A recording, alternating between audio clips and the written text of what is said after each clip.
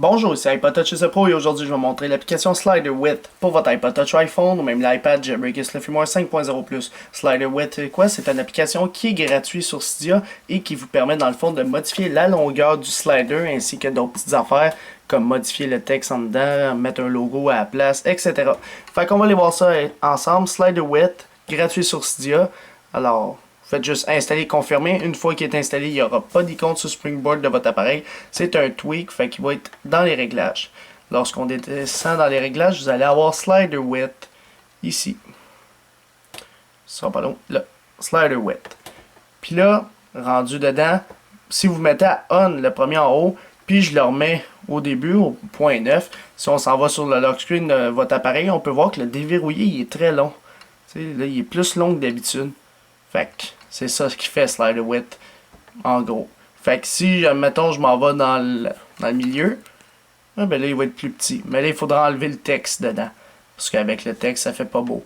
Fait que c'est pour ça qu'ici, on a Custom Slider Text. Si on met rien, admettons, on met un espace, puis c'est tout. Là, on retourne.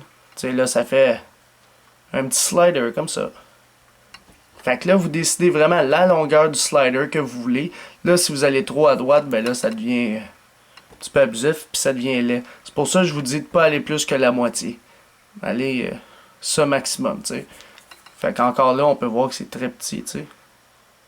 Fait que tu peux décider vraiment la longueur. Ça, c'est pour l'iPad. Alors, si tu as un iPad, c'est ici que tu dois l'activer et non là, parce que lui, c'est pour iPhone puis iPod. Par la suite, ici, Custom Slider Text, on l'a vu, c'est pour modifier le texte, si vous voulez mettre n'importe quoi. Par la suite, si je le remets, mettons ici, on va dire, puis j'active le Apple Slider. Si j'active ça, voici ce que ça fait. Vous voyez la pomme de Apple ici, tout simplement.